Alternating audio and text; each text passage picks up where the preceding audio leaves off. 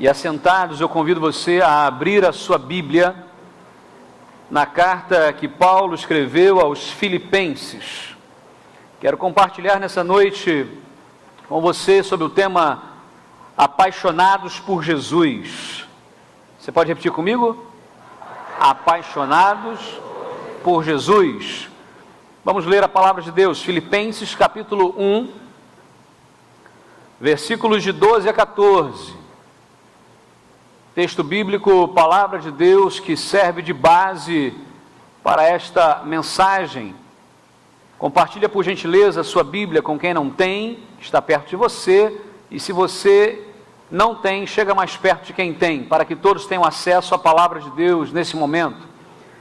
Você que nos acompanha ao vivo pela internet ou através de uma gravação, da mesma forma, abra a sua Bíblia por gentileza. Filipenses capítulo 1, versículos de 12 a 14.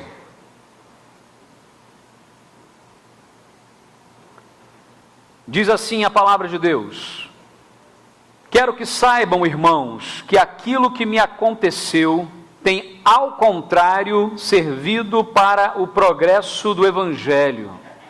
Como resultado, tornou-se evidente a toda a guarda do palácio e a todos os demais que estou na prisão por causa de Cristo. E os irmãos, em sua maioria, motivados no Senhor pela minha prisão, estão anunciando a palavra com maior determinação e destemor. Palavra de Deus lida nesse momento, que Deus ele nos abençoe e nos guarde. Pai, usa o teu servo como um instrumento em tuas mãos e abra nossos corações, quebranta-nos, ó Pai, em nome de Jesus, e que saiamos daqui apaixonados por Jesus, comprometidos com a sua missão, com a tua obra. Em nome dele nós oramos. Amém, Senhor. Amém. Apaixonados por Jesus. Quando alguém fala que está apaixonado por outra pessoa, normalmente causa um impacto. A gente acabou de ver aqui uma história, né? E que talvez, se hoje já trouxe uma certa emoção a muitas pessoas, imagina no passado, quando se fala, não, estou apaixonado por você, estou apaixonada por você. Normalmente isso traz impacto, porque mexe com a vida do outro, mexe com as suas expectativas, o que vai acontecer depois, o que está para acontecer a partir de agora. A vida muda quando a gente diz que está apaixonado. Interessante dizer que a vida sem paixão é uma vida sem sal. Paixão, obviamente, tem sentidos variados, né? Eu não estou falando aqui na paixão no sentido da paixão de Cristo do sofrimento, não estou falando da paixão aqui no sentido negativo, mas na paixão no sentido de comprometimento, de interesse, de intensidade naquilo que está se fazendo. Por exemplo, se você trabalha e trabalha sem paixão, você faz o que é da sua atribuição e nada mais. Mas se você trabalha com paixão, você trabalha intensamente, você vive o que você está falando. Viver uma vida sem paixão, no entanto, é essa vida sem sal, é essa vida do tanto faz como tanto fez. Como muita gente, por vezes, vai tocando a sua vida dizendo, tanto faz como tanto fez. Se der certo, deu, se não der, não deu. Se der, dá, se não der, a gente volta. A gente vai tentar, mas se não conseguir, não tem problema não. De qualquer jeito está bom. Não é assim, não é para essa vida que o Senhor tem nos chamado. Hoje, falando em termos espirituais, se é que a gente pode dissociar o que é espiritual e o que não é, mas falando em termos do nosso relacionamento com Deus, muita gente boa, vai dizer assim, eu estou apaixonado por Jesus, e faz declarações de amor para Jesus. Aliás, muitos cânticos, muitas letras, por vezes, vão num caminho de exaltação ao nome de Deus, que é muito bom. Mas não basta tão somente isso, nós precisamos também de louvores, de cânticos que levem as pessoas a um comprometimento, porque talvez o que 100 mensagens pregadas não façam, um louvor pode fazer. É um poder impressionante e que por vezes nós usamos de uma forma menos intensa e menos apaixonada do que deveríamos. Muita gente fala de declarações ou de experiências com Deus. Pessoas que falam assim, não, eu busco uma experiência com Deus. E nessa busca da experiência com Deus, de ter de repente um arrepio no braço, na coluna talvez, não é? Eu senti a presença de Deus, não é? E que por vezes era só o ar-condicionado que estava forte. Por vezes era a emoção e a carência da pessoa que fez com que ela sentisse alguma coisa, mas era algo meramente emocional e não espiritual. Porque se fosse algo espiritual, mudaria a sua vida por completo, e nós vemos e percebemos e conhecemos pessoas, talvez nós mesmos, que temos as chamadas experiências com Deus dia após dia, mas a vida não muda. O caráter não é transformado, nada acontece de mudança. Pessoas que falam de visões, dizendo, não, Deus me deu uma visão, uma experiência. Muito cuidado. Muito se canta sobre paixão, muito se fala sobre paixão por Cristo, mas de fato o que é isso? Paixão por Deus é estar comprometido com Ele. Comprometido com a missão de Jesus. Qual era a missão de Jesus? Resgatar a humanidade. Dizer que está apaixonado por Jesus é de fato estar comprometido com a sua missão. E eu agora faço parte disso, de levar este mundo aos pés de Jesus, de compartilhar o amor de Cristo. Está comprometido com a vida de Jesus. Vida de Jesus que foi uma vida de serviço. Vida que não primou por aquilo que era só para Ele, para o seu bem-estar, para os seus interesses, como hoje pela manhã vimos algumas coisas, mas comprometidos com a vida de Jesus. O servo sofredor, assim proclamado por Isaías tantos anos antes. Mas também, além de estar comprometido com a missão de Jesus, com a vida de Jesus, estar apaixonado por Jesus é estar comprometido com a morte de Jesus. A morte de Jesus que mexe com a gente. Morte que traz ideia não de final, mas de início, de salvação. Porque se não fosse a morte de Jesus, nós não estaríamos aqui. Quem deveria ter morrido naquela cruz era eu. Éramos nós. Nós deveríamos ter morrido. Nós somos pecadores. Mas o Senhor Jesus, Ele nos substituiu. Ele disse, não, sou eu. E esse movimento de Jesus na cruz é um movimento de salvação. E por isso eu me comprometo com Ele. É por isso que eu estou apaixonado por Jesus. Por causa da sua missão, por causa da sua vida e por causa da sua morte. Queridos, eu tenho aqui uma transcrição de uma carta, de um pedaço de uma carta, que foi escrita ali no ano 111 da era cristã, ou seja, no iniciozinho do segundo século. Carta que foi escrita de Caio Plínio II, chamado de Plínio o Moço, governador da Bitínia, para o imperador de Roma da época, Trajano. E ele solicitando aqui instruções de como proceder com os cristãos que estavam sendo presos na época. Então essa epístola, ela se encontra lá no Epistolário de Plínio, na página 10. E diz assim, Plínio, escrevendo para o imperador, recebi uma denúncia anônima, contendo grande número de nomes. Os que negavam ser cristãos ou tê-lo sido, se invocassem os deuses, segundo a fórmula que havia estabelecido, se fizessem sacrifícios com incenso e vinho para a tua imagem, que eu havia mandado trazer, junto com as estátuas dos deuses, e se além disso amaldiçoassem a Cristo, aí ele faz uma vírgula, coisas estas que são impossíveis de se obter dos verdadeiros cristãos, vírgula, achei melhor libertá-los. Consegue entender isso? O momento onde o cristianismo os cristãos estavam sendo caçados. Esse governador da Bitínia está com um problema. Ele tem uma lista de nomes de pessoas que são cristãs. E ele chamava esses homens e dizia assim, negue o seu Cristo, diga coisas que são contra o seu Jesus. Ou adore agora esses deuses. A imagem, o imperador romano era tido como uma divindade também. Adore, havia culto ao imperador. Adore, cultue a imagem do Trajano. E ele diz, coisas essas que são impossíveis. Ou ele matava meia população, ou ele libertava. Ele diz assim, essas coisas são impossíveis de se obter dos verdadeiros cristãos. Então, achei melhor libertá-los. As prisões estavam superlotadas. Ele achou melhor libertar. Ser apaixonado por Jesus é assumir esse compromisso visceral com Ele. É dizer, eu creio no Senhor, eu creio na sua missão, na sua vida, na sua morte. Independente do que seja oferecido a mim, eu tenho algo melhor sendo oferecido por Jesus. Nada do que pode ser oferecido a você, por melhor aparentemente que possa ser, é melhor do que estar com Jesus. Porque Ele é o Senhor da nossa vida. Amém? Queridos, sejam apaixonados por Jesus. Em primeiro lugar, seguindo avante.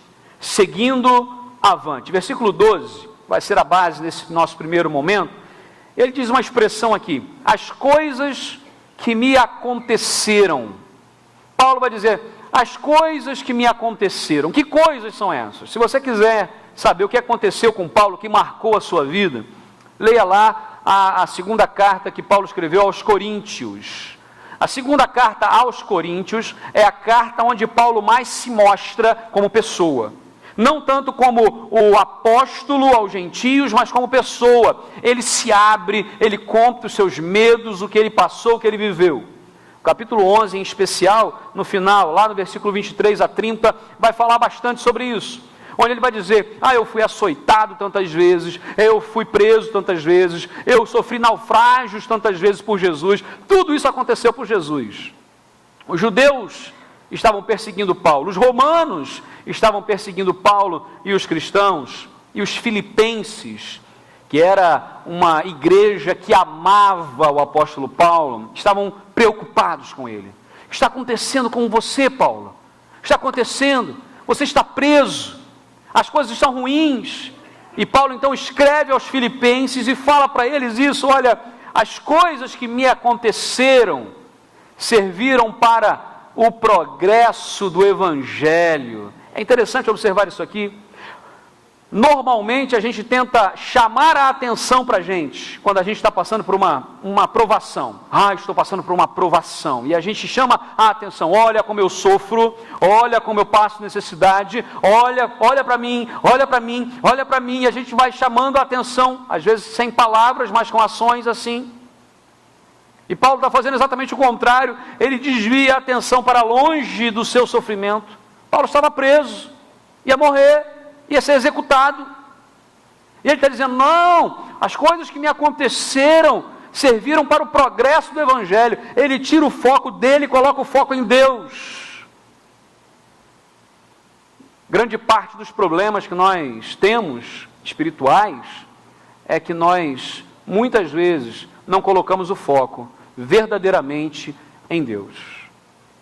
A prisão aqui de Paulo seria, aos olhos dos filipenses, fatal para o cristianismo. Se Paulo for preso, o que vai acontecer? Vai acabar tudo. Ele é o missionário, ele é o apóstolo, é ele que nos motiva, é ele que viaja, é ele que manda carta, é ele que motiva tudo, é ele que faz esse negócio funcionar. Não era não. Não era não.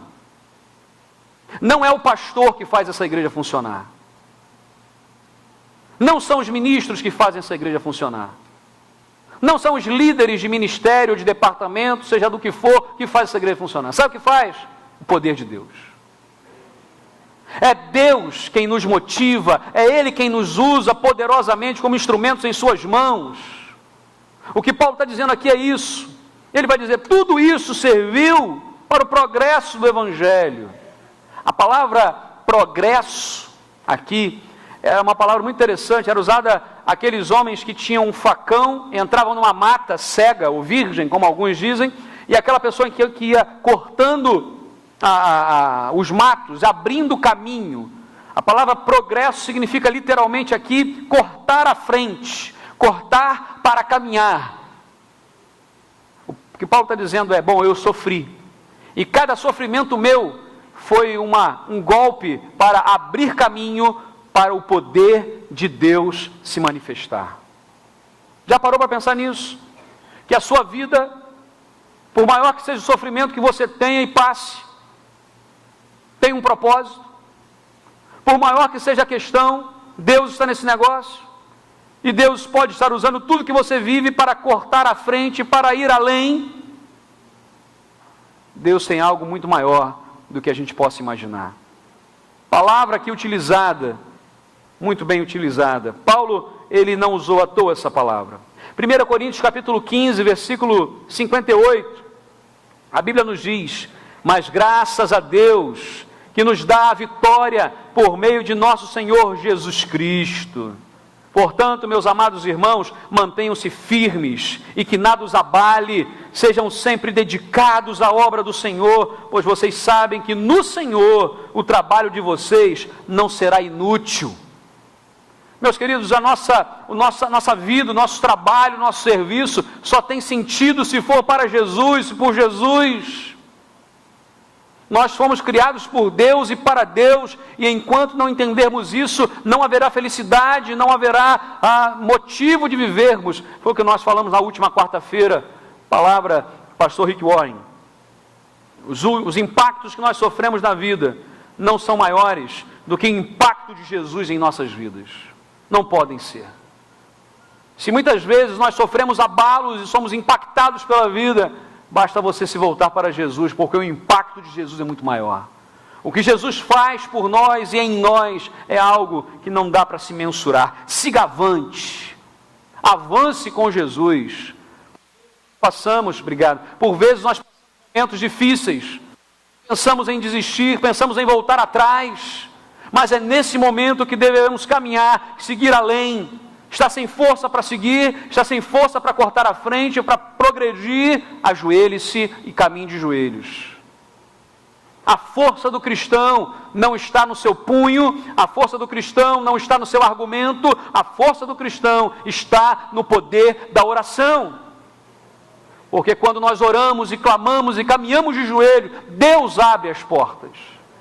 Quem abriu o mar vermelho não foi Moisés. Quem fez a água sair da pedra não foi Moisés. Quem fez o maná cair do céu não foi Moisés. Moisés foi veículo, instrumento usado por Deus, mas foi Deus quem operou isso.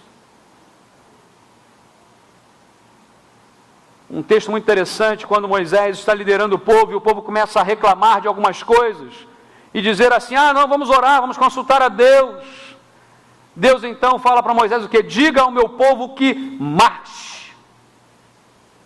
Porque às vezes a gente acha que oração impede o progresso.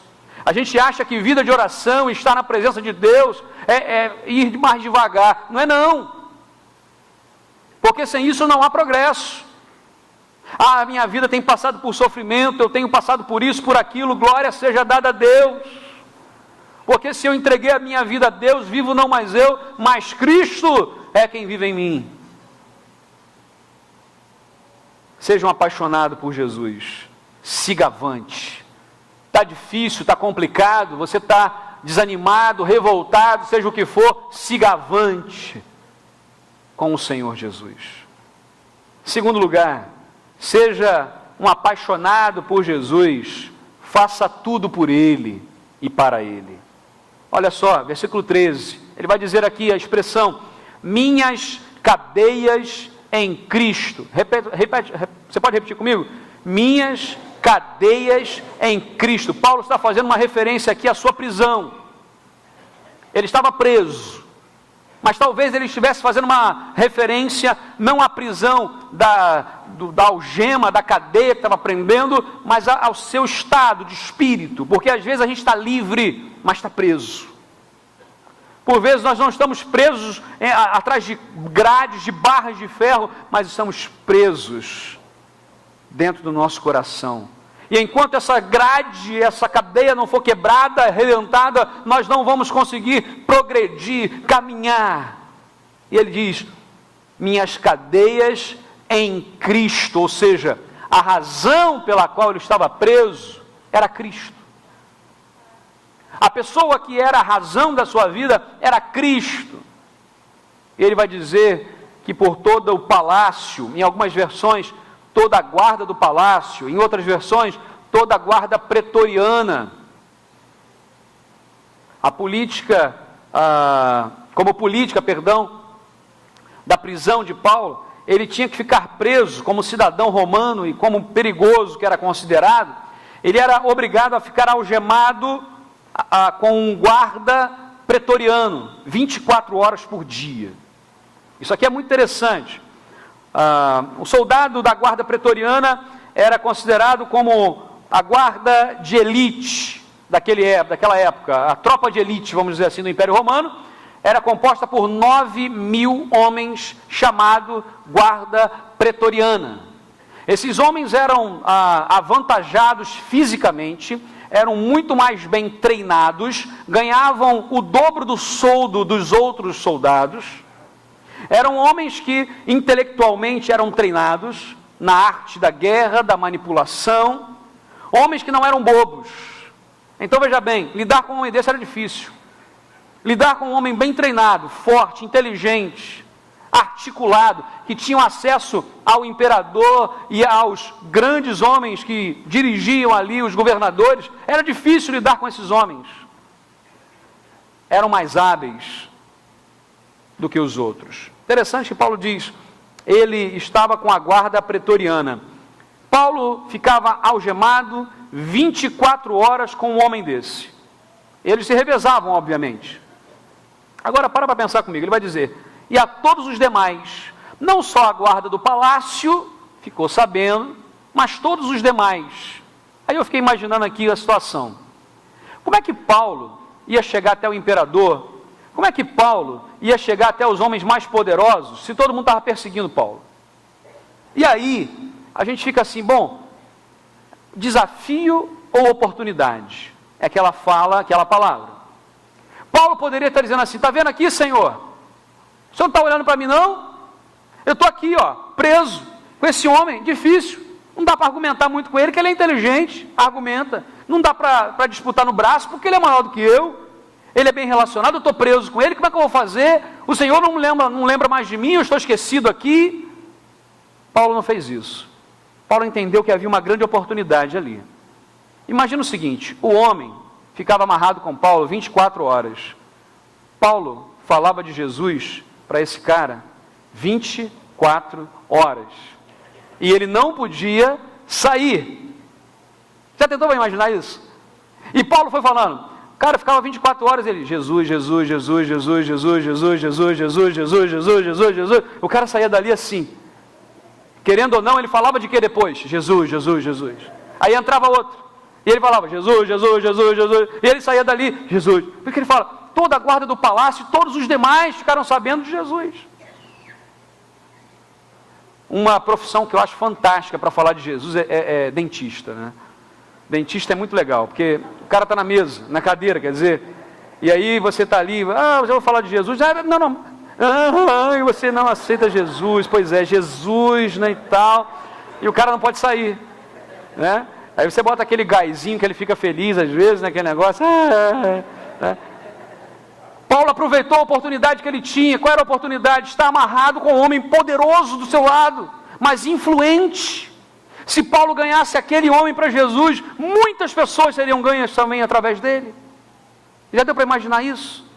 Por isso que Paulo está dizendo, olha, não olhe para o meu sofrimento, porque o meu sofrimento está cortando dificuldades, abrindo caminho para a gente passar, para o evangelho ser anunciado. Consegue agora imaginar a sua vida? Tenta imaginar o seu maior problema agora. Traga à sua mente. Aí você fala, poxa pastor, eu estava esquecendo do problema, agora você vai mandar eu lembrar. Nós não viemos aqui para esquecer os problemas, sabia disso? A gente às vezes falava assim, não, agora que você está aqui dentro, deixa os problemas lá fora, vamos adorar a Deus. Não é isso não. A adoração é, no meio dos problemas eu adoro. Então agora lembra daquilo que mais tem incomodado você e tirado a sua paz. E pensa agora, talvez você não vai conseguir vislumbrar. Eu não sei o que Deus quer com isso. E às vezes não sabe mesmo. Mas coloca agora diante de Deus e peça, Senhor, me dá o vislumbre como Paulo teve. O Senhor me dá para que eu seja bênção na vida de pessoas, para que a minha vida seja útil ao Senhor. Porque às vezes a gente está tão preocupado com a nossa própria felicidade, esquecemos que Deus quer nos usar para trazer isso, a sua bênção a outros, e não há maior felicidade do que sermos instrumentos nas mãos de Deus.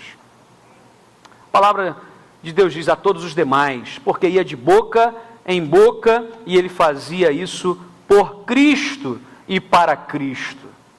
Eclesiastes capítulo 9, versículo 10, a Bíblia diz: tudo quanto te vier a mão para fazer, faze-o conforme as suas forças, porque na sepultura, para onde tu vais, não há obra, nem indústria, nem ciência, nem sabedoria alguma. O que nós fazemos para Jesus, para Cristo.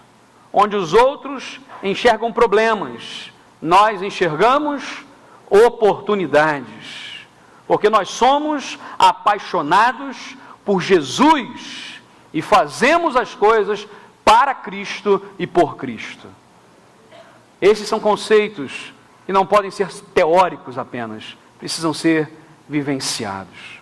Terceiro lugar, seja um apaixonado por Jesus, sendo ousado. Versículo 14. A Bíblia diz: estimulados no Senhor por minhas algemas. Paulo, além de entender que o seu sofrimento tinha um propósito e que estava abrindo o caminho para o Evangelho, além de aproveitar os desafios e problemas como oportunidades naquele momento, de dificuldade, mas ele usava como oportunidade, ele ainda vai, diz a Bíblia, estimular as pessoas através da sua algema. A palavra estimular aqui significa tornar confiante, tornar como certo. Os filipenses estavam lá preocupados com Paulo. Ai, o que vai acontecer? Coitado de Paulo, nós amamos Paulo, não podemos fazer nada, Paulo está preso. Paulo, não sou eu, é Jesus. Primeira coisa. Ah, mas e aí como é que... Não, Deus está usando aqui e toda a guarda do palácio, todo mundo está sabendo de Jesus agora. Não, agora eu quero estimular vocês, porque se eu estou aqui e estou fazendo isso, vocês agora precisam também viver essa vida de evangelho. Olha só que coisa interessante. Tornar como certo, estimular, tornar confiante. E a palavra aqui é estimulados no Senhor. Porque o elemento de confiança não é Paulo, é o Senhor. Não é Paulo que faz com que os filipenses e nós hoje sejamos confiantes e que vamos à frente, sigamos avante, mas é o Senhor. Motivação com algemas é um paradoxo. Paradoxo cristão. Eu quero dizer para você que paradoxo, conforme a teologia de Gustav Aulen, ele diz que o cristianismo é feito de paradoxos. E paradoxo não se resolve. Olha só que interessante. Não é contradição. Porque contradição é uma coisa, paradoxo é outra.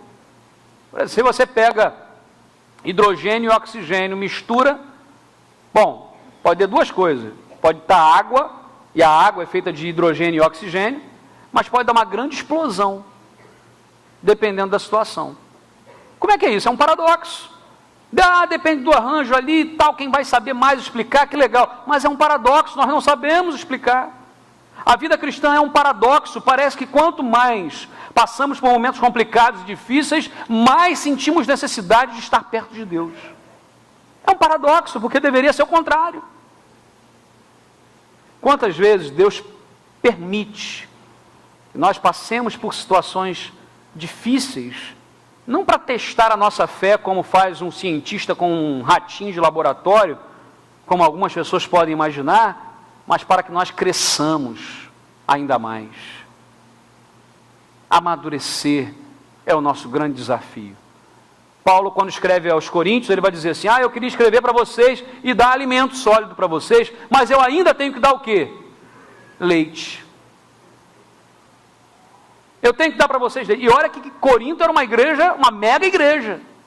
Uma igreja que, qual o problema deles? Tinha muita gente fazendo muita coisa, muitos dons espirituais, a igreja bombava, mas cheia de problema. Porque a igreja, gente, só muda de endereço. E Deus vai agindo, porque Deus age. E Deus vai fazendo a sua obra, porque Ele faz. Feliz sou eu e você, quando estamos juntos com o Senhor. E Deus vai fazendo a obra e nós estamos fazendo com Ele. E nós estamos juntos com Ele. Os beneficiados somos nós. Ele vai dizer: irmãos, ousam falar com mais ousadia. As pessoas começaram a ter mais ousadia na pregação e na sua vida cristã por causa de Paulo. Ousadia por causa do sofrimento.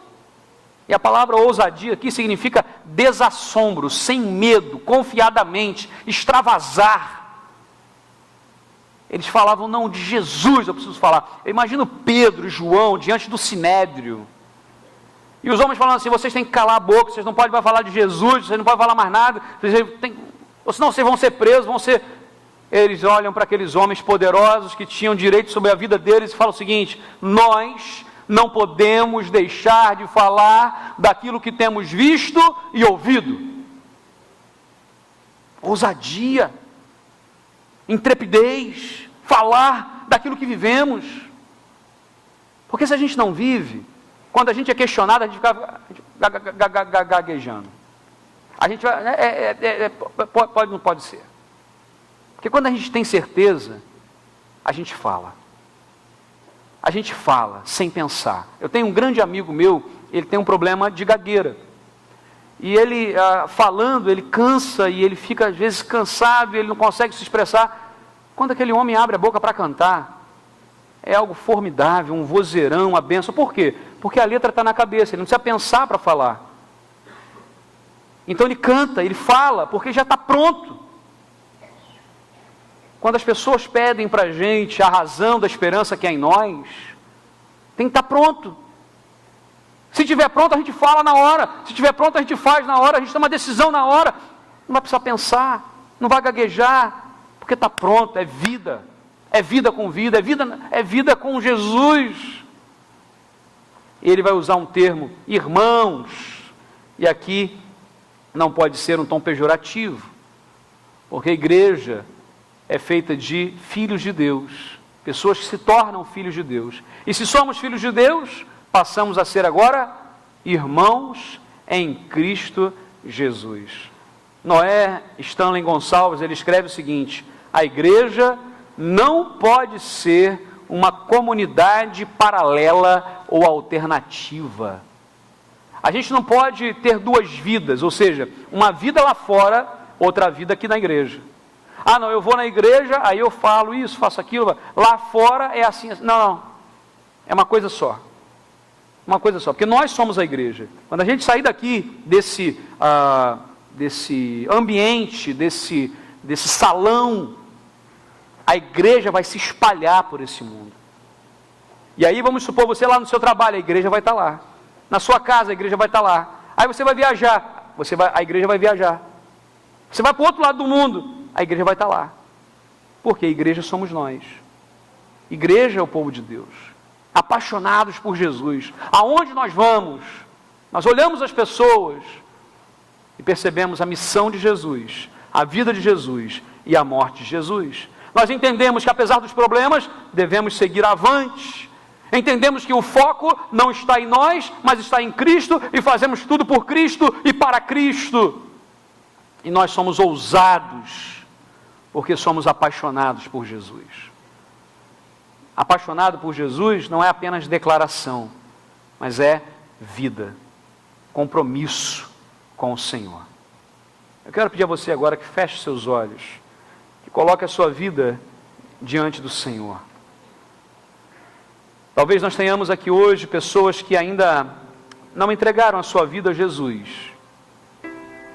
Pessoas que por vezes falam assim: ah, pastor, eu até já ouvi falar de Jesus, eu já frequento a igreja, mas de alguma forma ainda não foi assumido um compromisso com o Senhor. Eu quero dizer para você que não há nada melhor do que de fato estar apaixonado por Jesus, dizer que Ele é a razão da minha vida. Se os problemas vêm, o Senhor é maior. Os problemas vêm, eles se tornam oportunidades.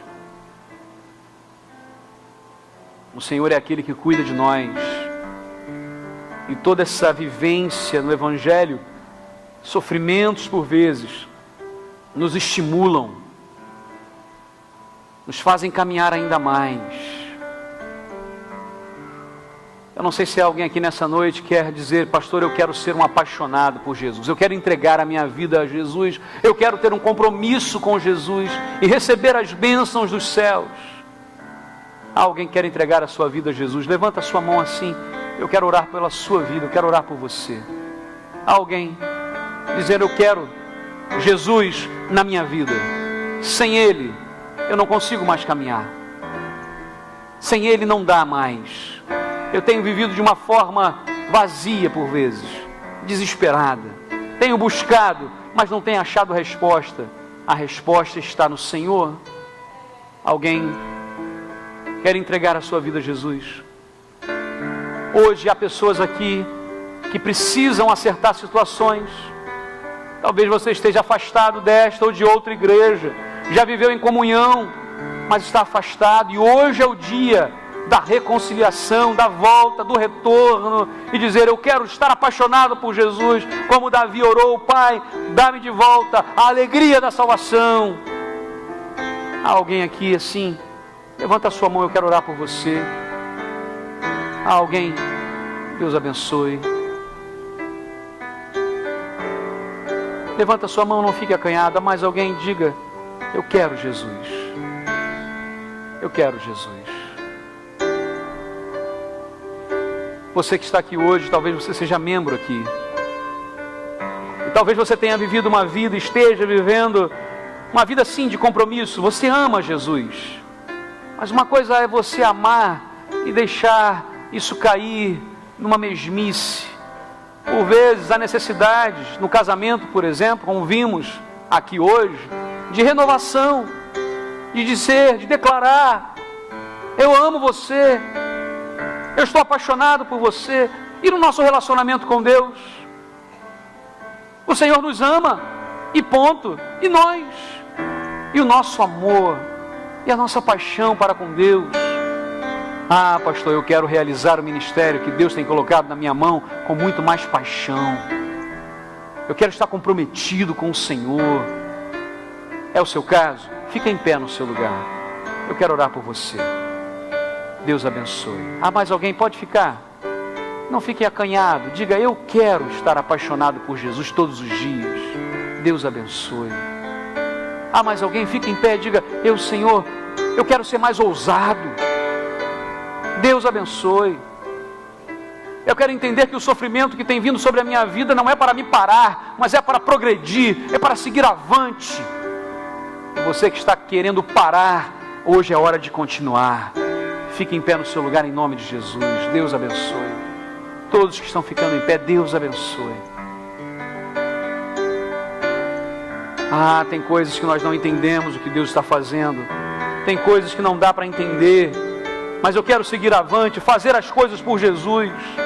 Ah, pastor, por vezes eu tenho feito coisas e buscado foco para a minha vida. Eu tenho ali colocado os meus problemas acima, mas hoje eu quero colocar Jesus como a razão. Então faça isso em nome de Jesus. Coloque-se em pé e diga: eu quero estar apaixonado por Jesus. Eu amo Cristo. Ele é a razão de nós estarmos aqui hoje. Eu quero orar por você. Feche seus olhos agora. Pai, esse é o tempo que o Senhor está tratando conosco, como igreja, como povo do Senhor. Que o Senhor, ó Deus, vá cuidando dos nossos corações, curando feridas, ó Pai. Que o Senhor, ó Deus, vá tocando nos corações e nas vidas aqui, nas famílias, ó Pai, em nome de Jesus. Pessoas, ó Deus, que estão hoje se reconciliando. Pessoas, ó Deus, que agora estão declarando que querem mais do que nunca estar apaixonados por Jesus, que já entregaram a sua vida a Jesus, sim. São homens e mulheres de Deus, mas querem estar mais ainda comprometidos com a sua missão, com a sua vida e com a sua morte. Querem se tornar mais ousados, ó Pai, na pregação do Evangelho, usando tudo que são, tudo que têm, transformando os problemas em oportunidades e seguindo adiante, seguindo avante, porque o Senhor é a razão da nossa vida, Pai. Muito obrigado, Pai, por esse dia.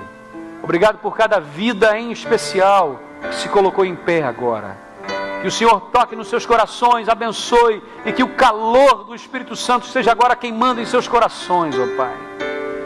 Para que esta seja uma semana de bênçãos, e que nós sejamos as maiores bênçãos do Senhor a andar por essa cidade, Pai. Que a Tua igreja seja luz e sal nessa terra insípida, nessa terra, meu Deus, seca, nessa terra escura. Que nós sejamos sal, luz, que levemos a água da vida, o pão da vida, que é Jesus. Oramos, ó Pai, e oramos em nome de Jesus. Amém, Senhor, e amém. Toda a igreja se coloca em pé e coloque agora diante de Deus a sua vida, mas cumprimenta a pessoa que está perto de você e diga assim: Deus te abençoe, Deus abençoe a sua vida, em nome de Jesus. Deus te abençoe. Amém. Sou meu pastor. Amém. Deus abençoe. Amém. Deus abençoe.